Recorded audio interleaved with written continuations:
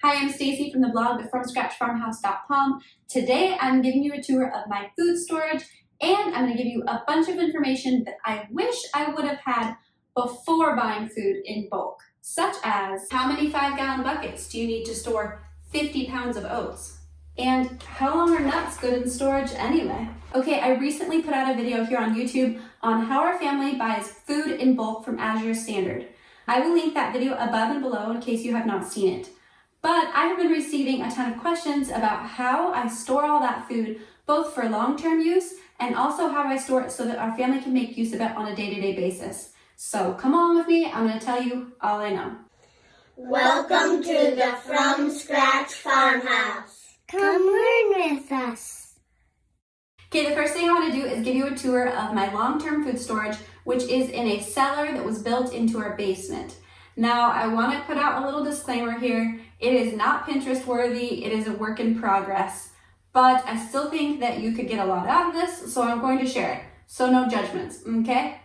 Okay, so I'm actually standing in my root cellar right now to film this video, and I want to tell you first what makes this room a root cellar versus just another room in our house. So when we built this room, we actually highly insulated the interior walls and the ceiling so that the heat from the rest of the house would not come in here. Also, we left this room, obviously, unheated. We also built in these pipes for fresh air intake. There's one down at the floor and one up by the ceiling, and it just helps to recirculate the air from outside and help keep the humidity and temperature more desirable year-round. I realize that most of you are not gonna have a root cellar, so I just wanna encourage you that I have been able to successfully store food long-term in a garage, in the crawl space under our house, in totes outside, and in a closet under our stairs. So while this is super nice to have, it is not completely necessary. Don't tell my husband that. Here it is, my multi-purpose root cellar. You can see we have 2 large freezers on the left, and then in the left corner is my seed starting area. Then on the right is where I have my bulk food stored. Now, I do want to point out that this is currently March, and we did not garden or can this past year because we were just getting settled at our new property and building our house. So I will definitely be doing another tour in the future, hopefully showing this room filled to the brim with preserved food and produce from our garden. But today I'm focusing on ingredients purchased in bulk and how I store those. One thing I didn't consider when setting up this room was that 2 massive freezers actually put off a lot of heat. I have not been using this room long enough to know if this will be an issue, but in hindsight, I should have kept the freezers out of the plan. Along those same lines, you may be wondering about the heat and light put off by the seed starting area. This will be draped in black cloth while it is in use. Now here is the one shelving unit we are currently using for food storage and for some of my preserving tools. As this fills up, I plan to add more to the right of this one. And yes, it is missing the top shelf. You order these units in individual pieces, and apparently I ordered the wrong amount, so that is coming. Okay, the next thing I want to talk about are these shelves. Now, I was on a budget, and so I went with the cheaper model. These are from Menards. It's the Honeydew brand. I have mixed feelings on this decision. They were cheap, customizable, easy to find, easy to put together. However, they are definitely not as heavy duty as they claim to be. You can see that just some gentle pressure from my hand is enough to cause it to give a little. Then as I placed some larger items on the shelves, I could see it sag and actually cause the whole shelf to wiggle. Being as canning jars full of food are pretty heavy, I just don't see this being a good safe place to store my canned food that I put so much time and effort into.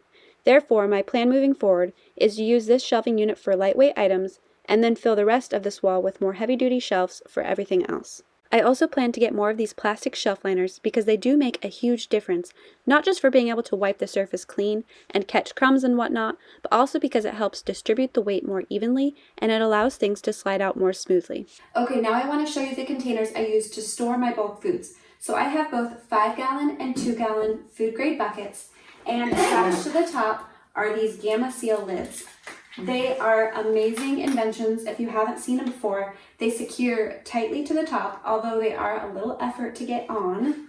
But then that part stays put, and you just twist this inner seal to open it up and get what you need. So my little kids can easily open this and get food to refill the containers up in our main pantry. Even my 4-year-old can do this. Okay, so aside from these buckets, I also use these glass containers in both 1 gallon and half-gallon sizes. And all of these containers were purchased from Azure Standard.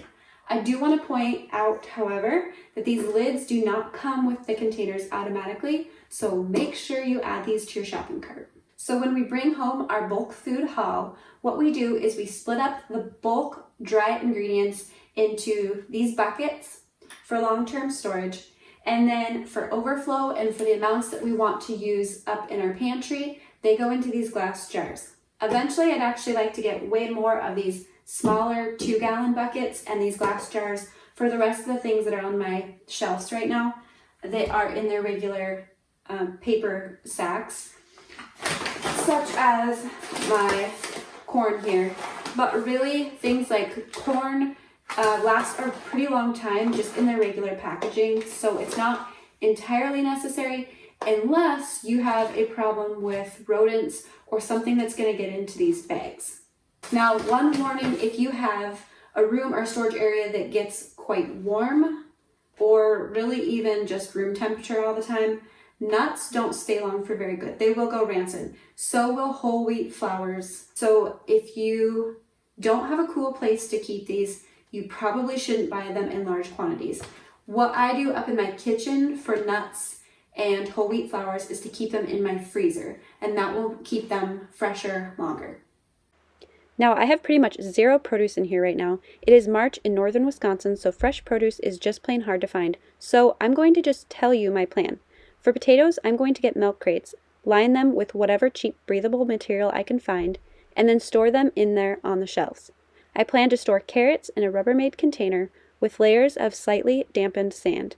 I will do the same thing for parsnips, rutabaga, and beets. Onions will get hung just on the sides of these shelves in garment bags, like that you'd wash delicate items in. You can sometimes find these at the dollar store. Garlic will get braided and hung in a well-ventilated spot as well. Squash and pumpkins will get properly cured and then just stored on these shelves without a plastic liner though, so that there is good airflow. Cabbage can also be stored in this way, wrapped individually in a newspaper in a cool location. However, not for long unless you want your house to smell like cabbage, so we will probably turn most of it into sauerkraut. Okay, now let's talk about how much space these bulk ingredients take up. So the best way I could think to do this was to create visuals for you for each of the bulk ingredients that I wish I would have had this information for before. Alright, this is what 50 pounds of wheat berries looks like. It took up 1 5-gallon bucket, 1 2-gallon bucket, and 1 1-gallon jar. The glass jar is a quantity that will be kept in our kitchen pantry and then refilled from the buckets as needed. I do want to point out something before we go on. I know it looks like I could fit a bunch more into these buckets, but because the Gamma Seal lids take up some room as it screws onto the bucket, that air gap is necessary for a good seal. Here we have 25 pounds of dry corn. Specifically, this is white dent corn. You can see it takes up about 3/4 of this 5-gallon bucket. Both wheat berries and dried corn stored in this way will last many years. Some claim indefinitely, although I'm guessing the quality and nutrition would eventually decline. This is 50 pounds of rolled oats, and then the quick oats I purchased took up the same amount of room, so I don't have a separate visual for that. You can see it took up 2 5-gallon buckets, 1 2-gallon bucket, and 2 1-gallon jars. Again, the gallon jars are kept in our kitchen pantry and refilled as needed. Oats stored in a sealed container in a cool, dry place should last 1 to 2 years without losing quality. Here we have 50 pounds of cane sugar. This took up 3 2-gallon buckets and 1 1-gallon container, which is the one kept in our pantry. According to a food safety expert from the USDA, sugar never spoils, which is a good thing because this will probably last us a while. Here we have 5 pounds of shredded coconut. You can see that it fit, but just barely, into 1 1-gallon jar and 1 half-gallon jar. Shredded coconut will last 6 to 8 months in a regular pantry and more like a year to 18 months kept in a cool, dark room. Now keep in mind, it won't kill you to eat it after that. We are really just talking about a loss in taste and texture here. This is 39 ounces of dried beans. They take up about 3/4 of this half-gallon jar. And here we have 40 ounces of popcorn, which again takes up about 3/4 of a half-gallon jar. Now both popcorn and dried beans will last many years when properly stored. If you add oxygen absorbers to remove oxygen from your storage containers, these things could also last indefinitely. When doing research for this video, I actually watched a video of someone cooking up 18-year-old beans, and they cooked up beautifully. If, however, they are just sitting in a bag in your kitchen pantry, they will dry out after a few years, which means popcorn may not pop as well, and beans will not soften as easily. Hopefully this information was helpful for you so that you can better plan for storing your bulk purchases. Now, I think we went through everything down here, so let's go up to the kitchen and I'll show you a few storage items I use up there. For the full tour of my kitchen pantry and how I completely cleaned it out and organized it, you can watch the pantry video I will leave linked above and below, but here are the main storage containers I use. These are plastic containers from IKEA that I absolutely love for all of my baking supplies. Unfortunately, they don't make this exact style anymore, but there are similar ones available. Like I showed you before, these glass jars, both in this 1-gallon size and half-gallon size, hold many of the bulk ingredients that we keep just small amounts of in the pantry, as well as homemade snacks and noodles. I also use the half-gallon size for my sourdough starters. Then, these bins make up the majority of my pantry organization and help keep everything corralled into the correct categories. These are also from IKEA. Okay, I think that sums up our food storage tour. If you at all found this information helpful, please give this video a thumbs up. And if you are interested in more content like this, make sure to subscribe. I'm documenting our family's transition from being typical consumer Americans to becoming more self-sufficient and making everything from scratch. So if that is your thing, you're not going to want to miss my future videos. Thank you for watching.